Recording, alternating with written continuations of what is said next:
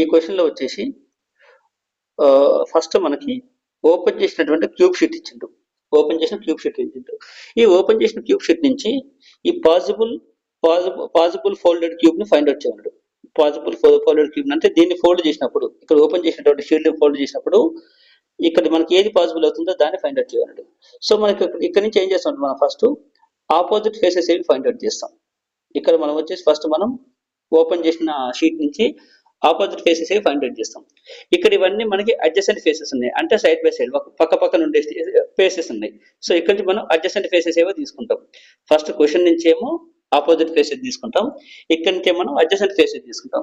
So ఇవి రెండు compare చేసుకున్నప్పుడు ఏవైతే కామన్ ఉంటుందో ఆ క్యూబ్ క్యాన్సిల్ అవుతుంది. ఆ క్యూబ్ పర్ఫెక్ట్ అంటే దీనికి ఈ క్యూబ్ నుంచి వచ్చి ఈ షీట్ నుంచి వచ్చినటువంటి క్యూబ్ కాకుండా పోతుంది.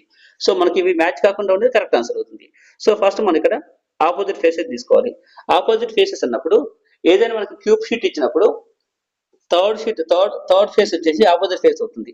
అంటే ఇక్కడ మనకు ఫస్ట్ 5, 6 ఇవి రెండు ఆపోజిట్ అవుతాయి. 5 and 6 ఆపోజిట్ అవుతాయి. నెక్స్ట్ 3, 4 ఇవి రెండు ఆపోజిట్ ఫేసెస్ అవుతాయి. 3 and 4 ఆపోజిట్ ఫేసెస్ అవుతాయి.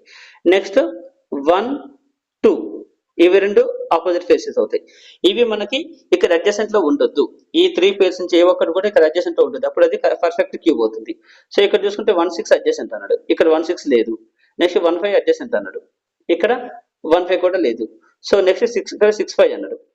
ఒక adjacent 1, 6, second adjacent 1, 5, next third 6, 5 అవుతుంది. ఇక్కడ 6, 5 అన్నాడు, ఇక్కడ 6, 5 మనకి ఆపోజిట్ లో ఉంది. సో ఇది కరెక్ట్ ఆన్సర్ కాదు, అంటే ఈ రెండు మ్యాచ్ అవ్వకూడదు ఏదన్నా.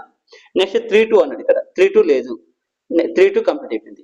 నెక్స్ట్ 2, 6 ఇక్కడ 2, 6 కూడా లేదు. నెక్స్ట్ 3, 6 ఇక్కడ 3, 6 కూడా లేదు. సో సెకండ్ కరెక్ట్ అవుతుంది, అంటే రెండోది కరెక్ట్ క్యూబ్.